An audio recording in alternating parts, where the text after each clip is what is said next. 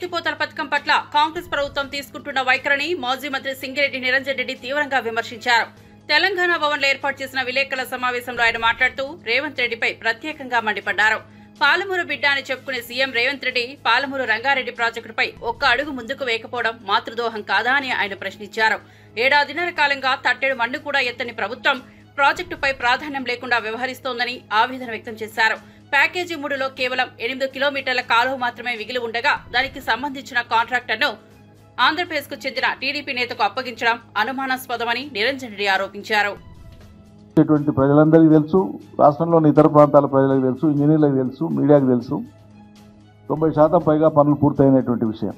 మిగిలిన 10% పనులు పూర్తి చేయడానికే ఇప్పటిదాకా వృధా చేసినటువంటి ఈ ఏడాదిన్నర సరిపోలేదా? ఇంకో 2 ఏళ్ళు అంటేనంటే మీ ప్రభుత్వ కాలగమనం మొత్తం 3.5 ఏళ్ల కాలం, విలువైనటువంటి కాలం అంతా కూడా ఈ ప్రాజెక్టు పూర్తి చేయడానికే ఉన్నట్లు మీ వైఖరి అర్థమవుతా ఉంది. ఈ 10% పనులకు ఇంత ఇరేషనల్గా ఎట్లా? ఇదేం పద్ధతి? దేనికోసం మీకు ఇంత సమయం కావాలి? అసలు ఈ ఏడాదిన్నర పాలమూరు రంగారెడ్డి మీద కట్టడం అనేయకుండా, ఒక పని చేయకుండా పూర్తిగా నిర్లక్ష్యం చేసిన దానికి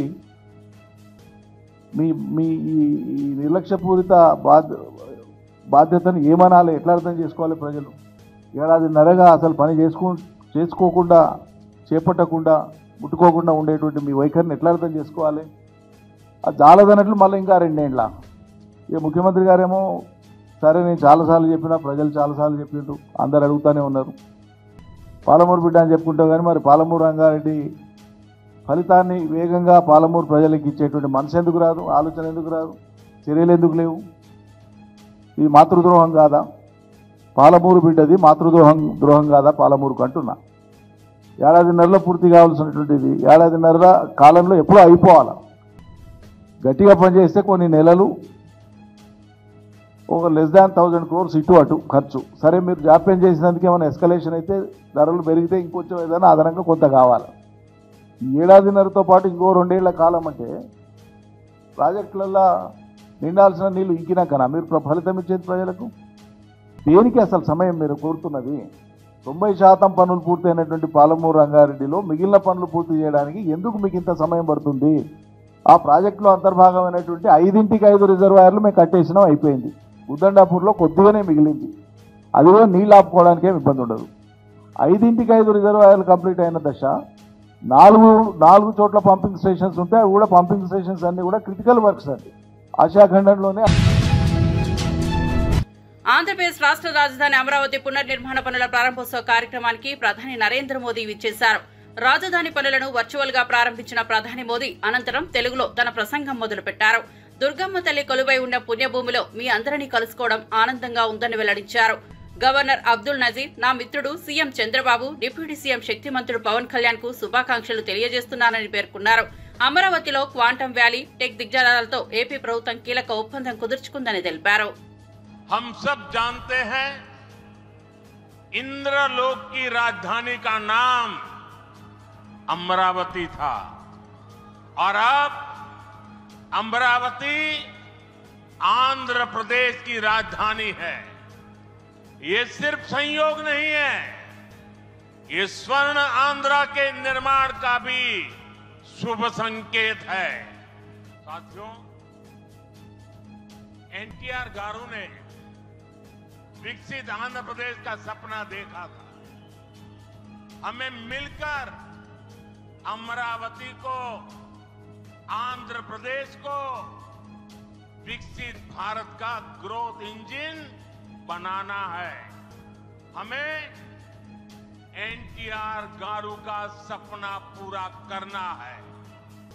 चंद्रबाबू गारू, ब्रदर पवन कल्याण, इदी मनमू చెయ్యాలి, इदी मन में చెయ్యాలి। आज जब मैं इस अमरावती की पुण्य भूमि पर खड़ा हूं तो मुझे केवल एक शहर नहीं दिख रहा, मुझे एक सपना सच होते दिख रहा है। एक नया अमरावती एक नया आंध्र,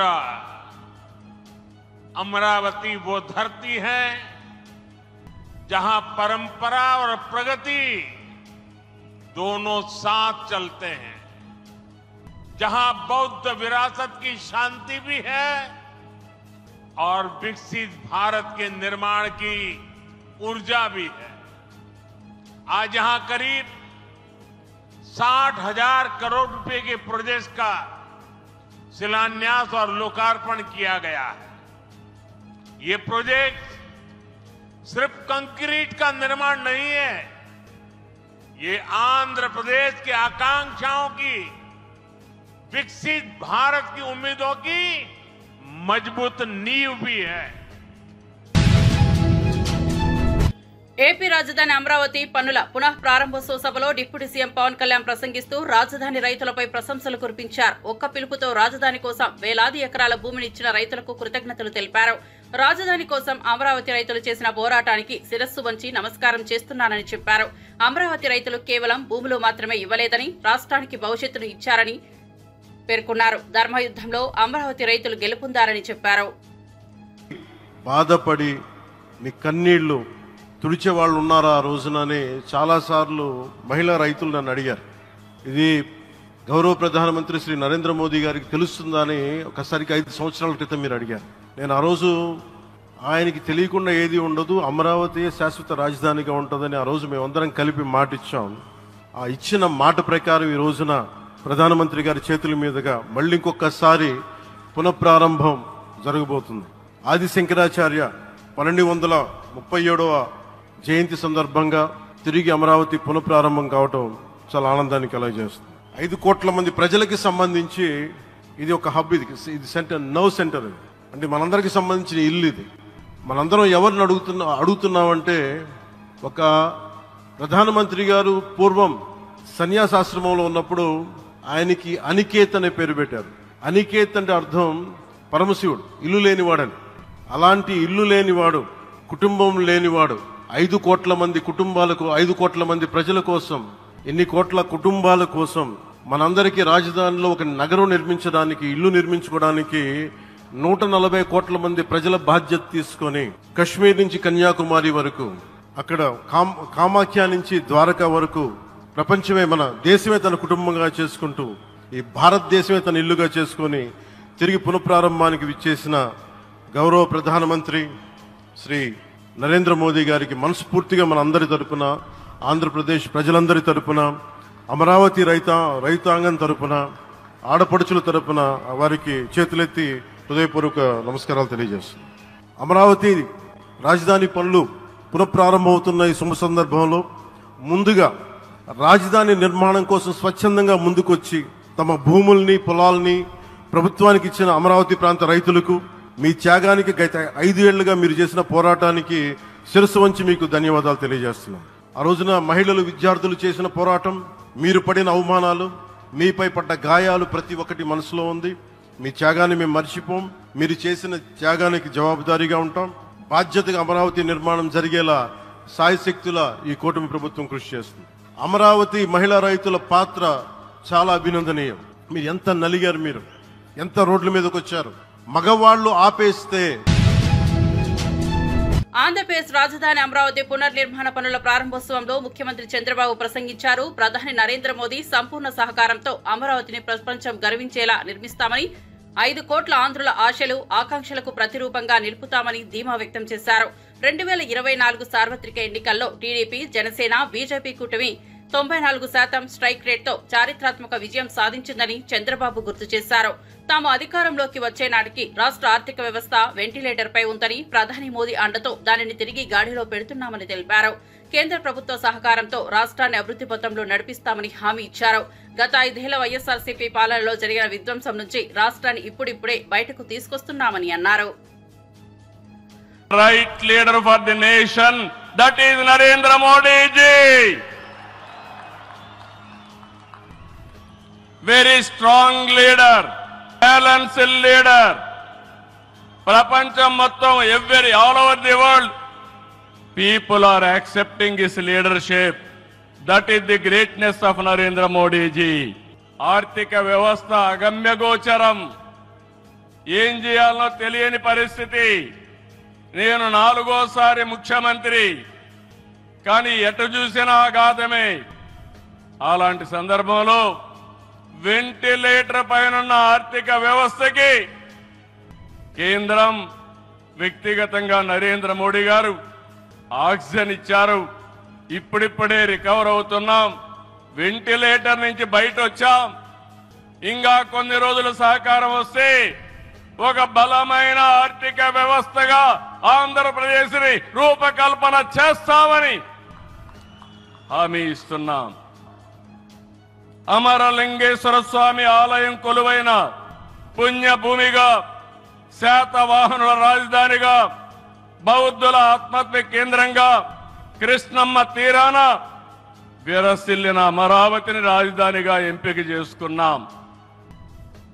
అమరావతి కేవలం ఒక నగరం కాదు, 5 కోట్ల ప్రజల సెంటిమెంట్, ప్రజల ఆత్మ గౌరవానికి, ఆత్మవిశ్వాసానికి, ఆశలకు, ఆకాంక్షలకు ప్రతిరూపం. ప్రపంచంలో ఎక్కడా లేని విధంగా 29,000 ఎకరాలు, 29,000 మంది రైతులు, 34,000 ఎకరాలు భూమి రాజధానికి ల్యాండ్ పోలింగ్ కింద ఇచ్చారంటే ఒక భారతదేశానికే కాదు ప్రపంచానికే ఇది ఒక చరిత్ర. విధ్వంసం 5 సంవత్సరాలు. ఇక్కడ రైతులున్నారు, రైతు కూలీలున్నారు. కాంగ్రెస్ అగ్రనేత రాహుల్ గాంధీ కృషి వల్లే దేశవ్యాప్తంగా కులగణన చేయడానికి కేంద్రం ముందుకొచ్చిందని మంత్రి పొన్నం ప్రభాకర్ అన్నారు. హైదరాబాద్ లోని రాజ్భవన్ లో కాంగ్రెస్ పార్టీ తరపున బీసీ నేతలందరూ గవర్నర్ ను కలిశారు. బీసీ బిల్లును రాష్ట్రపతి పరిశీలనకు పంపినందుకు కృతజ్ఞతలు తెలిపారు. కేంద్రం చేపట్టే కులగణనకు తెలంగాణలోనే రోల్ మోడల్ గా నిలుస్తోందని మంత్రి పొన్నం పీసీసీ చీఫ్ మహేష్ కుమార్ గౌడ్ పేర్కొన్నారు. ఆమోదించి రాష్ట్రపతి గారికి పంపడానికి తెలంగాణ ప్రదేశ్ కాంగ్రెస్ అధ్యక్షులు మహేష్ కుమార్ గౌడ్ గారి నాయకత్వంలో బలైన వర్గాల ప్రజాప్రతినిధులు అందరం ఈరోజు గౌరవ గవర్నర్ గారికి కలిసి ధన్యవాదాలు చెప్పినాం. తెలంగాణ ప్రతిష్టాత్మకమైనటువంటి ఈ చట్టాన్ని తీసుకొచ్చి రేవంత్ రెడ్డి గారి నాయకత్వంలో ఉన్న ప్రభుత్వం దేశానికే రోల్ మోడల్ గా 42% స్థానిక సంస్థల్లో విద్యా ఉపాధి అవకాశాలు రిజర్వేషన్ కల్పించే విధంగా చట్టం చేసి, చట్టం కంటే ముందు ఎంపైరికల్ డాటా ప్రామాణికమైనటువంటి సమాచారాన్ని సేకరించి సబ్ కమిటీ చేసుకొని, కేబినెట్ అప్రూవ్ చేసుకొని, శాసనసభ ఆమోదించుకొని చట్టాన్ని ప్రభుత్వానికి అనుమతి కొరకు కేంద్రానికి పంపేటువంటి సందర్భంలో రాష్ట్రపతికి గవర్నర్ గారు న్యాయపరమైనటువంటి అంశాలన్నింటినీ పరిశీలించి దాన్ని రాష్ట్రపతి గారికి పంపడం జరిగింది. అందుకు తెలంగాణ కాంగ్రెస్ ప్రజాప్రతినిధులు, బీసీ నాయకులు అందరం కూడా కలిసి ఈరోజు ధన్యవాదాలు చెప్పడం జరిగింది. తప్పకుండా తెలంగాణ తీసుకున్నటువంటి రోల్ మోడల్ ఏ కుల గణన సర్వే అయితే జరిగిందో అది ఈరోజు దేశవ్యాప్తంగా భారతీయ జనతా పార్టీ కూడా 2025 క్యాష్ సెన్సెస్లో ఈ యొక్క కులాల సమాచారాన్ని కూడా తీసుకుంటామని చెప్పడాన్ని స్వాగతిస్తూ తప్పకుండా తెలంగాణ రోల్ మోడల్. దీని మీద ఎవరైనా విమర్శ చేస్తున్నటువంటి వాళ్ళు ఆత్మవిమర్శ చేసుకోవాలి. వీళ్ళు గతంలో వ్యతిరేకించిన వాళ్ళు ఇలా మా తెలంగాణ ప్రభుత్వ ఆలోచనను కేంద్రం మార్గదర్శకత్వంగా ఆదర్శంగా తీసుకుంటే జీర్ణించుకోలేక విమర్శిస్తున్నారు. వాళ్ళు అటువంటి వాళ్ళను పట్టించుకునే అవసరం లేదు. ఇలా తెలంగాణ కానీ దేశవ్యాప్తంగా ఉన్న బలహీన వర్గాల సంక్షేమానికి సంబంధించిన ఏ నిర్ణయం జరిగిందో ఆ నిర్ణయాన్ని అందరం కూడా బలహీన వర్గాల నాయకులను స్వాగతిస్తూ ఉన్నాం. గవర్నర్ గారికి మరొకసారి ధన్యవాదాలు తెలియజేస్తా ఉన్నాం. అందరికీ నమస్కారం. రాహుల్ గాంధీ గారి యొక్క ఆశయాన్ని పరిపూర్ణంగా అమలు చేసినటువంటి ప్రభుత్వం తెలంగాణలో ఉన్నటువంటి కాంగ్రెస్ ప్రభుత్వం. ముఖ్యమంత్రి రేవంత్ రెడ్డి గారి సారథ్యంలో మేము గతంలో ఎన్నికల ముందు కామారెడ్డిలో నేను ప్రవేశపెట్టిన డిక్లరేషన్లో భాగంగా 42% రిజర్వేషన్స్ స్థానిక సంస్థల ఎన్నికలతో పాటు విద్యా ఉపాధిలో కూడా ఇవ్వడం అనేది ఒక చరిత్రాత్మక నిర్ణయం. అది బిల్లు రూపంలో గవర్నర్కి పంపడం, గవర్నర్ గారు దాన్ని పరిశీలించి ఇవాళ రాష్ట్రపతికి పంపడం అనేది ఇదొక తెలంగాణ రాష్ట్రంలో అనుమతులు లేకుండా అనేక మదర్సాలు కార్యకలాపాలు సాగిస్తున్నాయని, వాటిపై ప్రభుత్వ నియంత్రణ కొరవడిందని మెదక్ ఎంపీ రఘునందన్ రావు ఆరోపించారు. బీజేపీ రాష్ట్ర కార్యాలయంలో మీడియాతో మాట్లాడిన ఆయన రాష్ట్రంలో కొత్తగా వెలుస్తున్న మదర్సాలలో ఎన్నిటికీ అధికారిక అనుమతులు ఉన్నాయో స్పష్టం చేయాలని డిమాండ్ చేశారు. ఈ విషయమై ముఖ్యమంత్రి రేవంత్ రెడ్డికి లేఖ రాయనున్నట్లు తెలిపారు. దయించి సభ్య సమాజం హిందువులు మొత్తం ఆలోచించాలి. ఎక్కడి నుంచి వచ్చిరట? కిషన్ గంజ్ అనే జిల్లా నుంచి, బీహార్ నుంచి వచ్చినామో అని చెప్తున్నారు. మీ తల్లిదండ్రులు ఎక్కడున్నారు అని అడిగినాం. నెక్స్ట్ ప్రశ్న, మా తల్లిదండ్రులు అంతా బీహార్లోనే ఉన్నారు సార్ అని చెప్పారు వాళ్ళు. సో తల్లిదండ్రులు బీహార్లో ఉన్నారు, వాళ్ళు పుట్టింది బీహార్లో, వచ్చింది ఎక్కడికి? జిన్నారంకి వచ్చారు. పోనీ జిన్నారం ఏదో పెద్ద హైటెక్ సిటీ, అదేదో పెద్ద మున్సిపాలిటీ, సర్వాంగ సుందరంగా ఉంది, వీళ్ళు వచ్చిరు ఆడేదో చేస్తున్నారు, అదేదో కాస్మోపాలిటన్ సిటీ అంటే కాదు, చిన్న మండల కేంద్రం. ప్రశాంతంగా ఉన్న ఒక మండల కేంద్రానికి ఒక మదర్సాను తెచ్చిపెట్టిరు. బీహార్కి వెళ్ళి పిల్లలు అని చెప్తారు. మాకు అనుమానం ఉంది అది కిషన్ గంజ్ కాదు, బీహార్ కాదు. Kishan Ganj is adjacent to Bangladesh. Bangladesh కి కిషన్ గంజ్ కి మధ్యలో బార్డర్ ఉంటుంది గీత. వీళ్ళంతా పేరు కిషన్ గంజ్ అని చెప్తారు కానీ వీళ్ళ దగ్గర ఒక ఆధారంగా తల్లిదండ్రుల గురించి కానీ వాళ్ళు సరైన సమాచారం చెప్తలేరు. బహుశా ఈ మదర్సాలో ఉన్న 65 మంది కూడా బంగ్లాదేశ్ నుంచి వచ్చి జిన్నారంలో శిక్షణ పొందుతున్నట్టు నాకు అనుమానంగా ఉంది.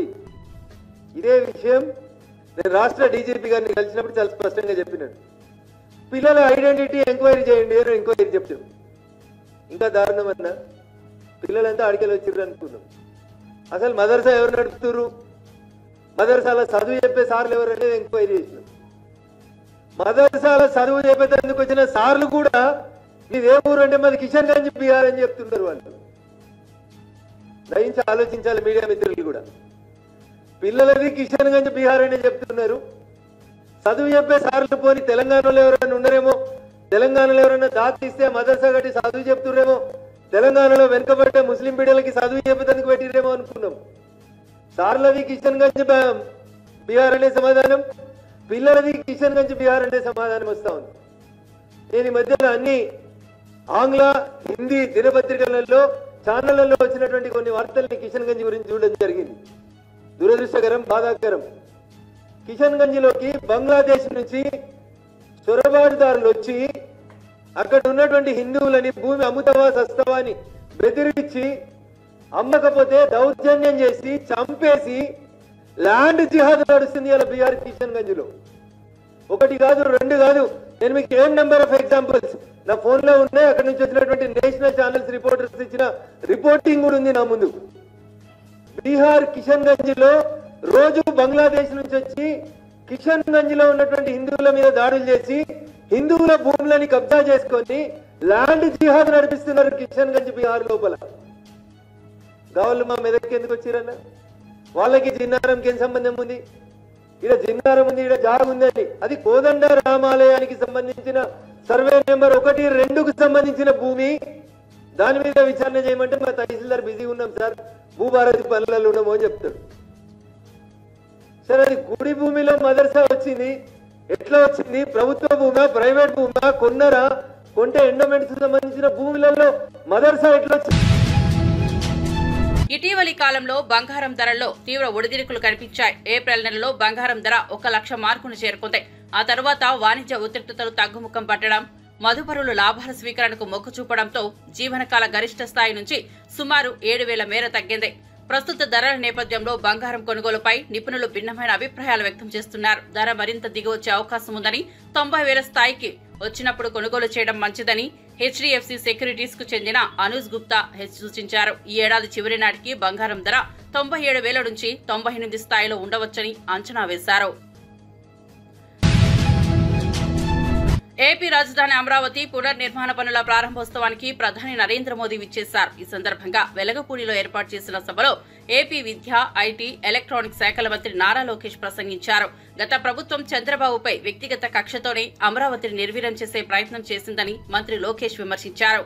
3 రాజధానుల పేరుతో 5 ఏళ్లు కాలయాపన చేశారే తప్ప రాజధానిలో ఒక్క ఇటుకు కూడా వేయలేదని ఆరోపించారు. అమరావతి కోసం 1631 రోజుల పాటు అలుపెరగని పోరాటం చేసిన రైతుల త్యాగాలను ఆయన గుర్తు చేసుకున్నారు. ఉద్యమంలో పాల్గొన్న రైతులపై అక్రమ కేసులో బనాయించారని, మహిళలపై దాడులు జరిగాయని ఆవేదన వ్యక్తం చేశారు. ఎన్ని ఇబ్బందులు ఎదురైనా మొక్కువోని దీక్షతో పోరాడిన రైతులకు శిరస్సు వంచి నమస్కరిస్తున్నట్లు తెలిపారు. ఆపడానికి పీకడానికి అమరావతి ఎవరింట్లో పెరటి మొక్క కాదు, ఇది జనం గుండెల్లో దాచుకున్న ప్రజా రాజధాని అని లోకేష్ వ్యాఖ్యానించారు. పాకిస్తాన్ గీత దాటింది, అమాయకుల్ని చంపింది, చాలా పెద్ద తప్పు చేసింది. ఒక్క పాకిస్తాన్ కాదు, 100 పాకిస్తాన్లు వచ్చినా భారతదేశ నేలపై మొలిచిన గడ్డి కూడా పీకలేరు. 100 పాకిస్తాన్లకు సమాధానం చెప్పే ఒక్క మిసైల్ మన దగ్గర ఉంది. ఆ మిసైల్ ఏంటో తెలుసా? నమో గౌరవ ప్రధానమంత్రి నరేంద్ర మోడీ గారు. సింహం ముందల ఆటలు ఆడకూడదు, ఆడితే ఏమవుతుంది? మన సింహం నమో కొట్టే దెబ్బకి వరల్డ్ మ్యాప్ లోనే పాకిస్తాన్ అని మిస్సింగ్ రావటం ఖాయం. ఈ రోజు పాకిస్తాన్ ఆర్మీలో పనిచేసేవారు కొంతమంది రాజీనామా చేశారు, కొంతమంది సెలవులు పెట్టిపోయారు. దట్ ఈస్ మన నమో కొట్టే దెబ్బకి పాకిస్తాన్ దిమ్మ తిరుగుతాం ఖాయం. ఈ రోజు నేను గర్వంగా చెప్పగలుగుతున్నా, ఎంటైర్ నేషన్ స్టాండ్స్ విత్ మన నమో. కేంద్రం ఈరోజు కులగణన చేయాలనే నిర్ణయం తీసుకుంది. ఇది ఒక నిర్ణయం కాదు, ఇది ఒక సంచలనం. Wear others hesitated for decades, Namo acted, rewriting history with courage. True to his commitment to empower the marginalized and deprived, Namo's bold stroke will deliver social justice in its truest form. నమో గారికి ఆంధ్రప్రదేశ్ అన్న, అమరావతి అన్న ఎంతో ప్రేమ. ఇప్పుడు ఆయన ఢిల్లీలో ఎంత బిజీగా ఉన్నారో మనందరూ తెలుసు. ఆయన ఈ కార్యక్రమానికి వచ్చారు. 2024 ఎన్నికల్లో ప్రజలు ఎన్డీఏ ప్రభుత్వానికి 94 సీట్లు గెలిపించారు. అందుకే మన ప్రధాని నమో గారు ఆంధ్రప్రదేశ్ కోరిన అన్ని కోరికలు తీరుస్తున్నారు. మొన్నే విశాఖపట్నానికి వచ్చి railway zone, NTPC green project, Nakkapalli bulk drug park కి నిధులు కేటాయించారు. ప్రభుత్వ whip Beerla Ilaiah BRS MLC కవితపై తీవ్ర విమర్శలు గుప్పించారు. 10 ఏళ్లు రాష్ట్రాన్ని దోచుకున్నప్పుడు కవితకు సోయి రాలేదని, ఇప్పుడు తప్పులు చెబుతున్నారని విమర్శించారు. సామాజిక తెలంగాణ కోసం కులగణన జరుగుతుంటే కవిత తండ్రి, సోదరుడు సర్వేలో ఎందుకు పాల్గొనలేదని ప్రశ్నించారు.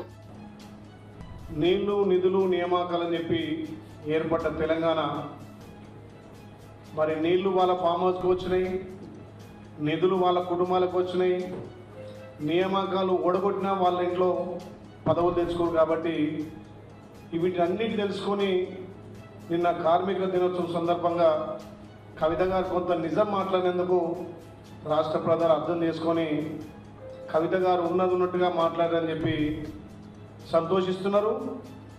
మేము కూడా ఇప్పటికైనా మీ 10 ఏళ్ల పాలనలో మరొక తెలంగాణ జాగృతి రాష్ట్ర అధ్యక్షుడిగా ఉండి మరి మీ నాయన చేస్తున్నటువంటి అప్పులు కానీ తప్పులు కానీ ఎన్నడూ కూడా ఎత్తి చూపని నువ్వు మా గౌరవ ముఖ్యమంత్రి రేవంత్ రెడ్డి గారి ప్రజాపాలనలో కార్మికులకు, రైతులకు, నిరుద్యోగులకు, యువతకు ఉపాధి విషయంలో రాష్ట్రం ముందంజలో ఉంటే ఇప్పుడు నీకు తలసరి ఆదాయం గుర్తుకొచ్చింది. గతంలో మేము 10 ఏళ్లుగా మొత్తుకున్నాము, నిజమైన రైతులకు, నిజమైన వ్యవసాయదారులకు ఏమంటే రాళ్లకు, రప్పలకు, రియల్ ఎస్టేట్ వెంచర్లకు, హౌసింగ్ సొసైటీ ప్లాట్లకు ఆ రోజు మీరు ఇచ్చారు. మేము ఆ రోజు చెప్పినాం నిజమైన రైతుకు రైతు బంధు ఇవ్వమని చెప్పినాం. మరి ఆ రోజు కూడా భూమి లేని వాళ్ళకు కూడా ప్రభుత్వం నుంచి సాయం అందాలే, కొండలకు గుట్టలకు ఇస్తున్నట్టుగా రాష్ట్ర సంపదను కొల్లగొట్టి మీ కుటుంబం బాగుపడ్డది అని చెప్పి ప్రజాపాలన ద్వారా మా గౌరవ ముఖ్యమంత్రి గారు భూమి లేని నిరుపేదలకు ఇందిరమ్మ ఆత్మీయ భరోసా ద్వారా కూడా వాళ్ళకు సంవత్సరానికి 12,000 ఇచ్చింది కాంగ్రెస్ పార్టీ. మీ నాయన చేయనటువంటి పనిని మా గౌరవ ముఖ్యమంత్రి ప్రజాపాలన ద్వారా మీ లెక్క కొండలకు, గుట్టలకు, వెంచర్లకు కాకుండా నిజమైన వ్యవసాయ రైతులకు, భూమి లేని వ్యవసాయ కూలీలకు కూడా ఇలా గుర్తించి మేము చేసినాం. ఇప్పటికైనా నువ్వు గుర్తించినందుకు మేము సంతోషపడుతున్నాం. తలసరి ఆదాయం గురించి మాట్లాడినావు.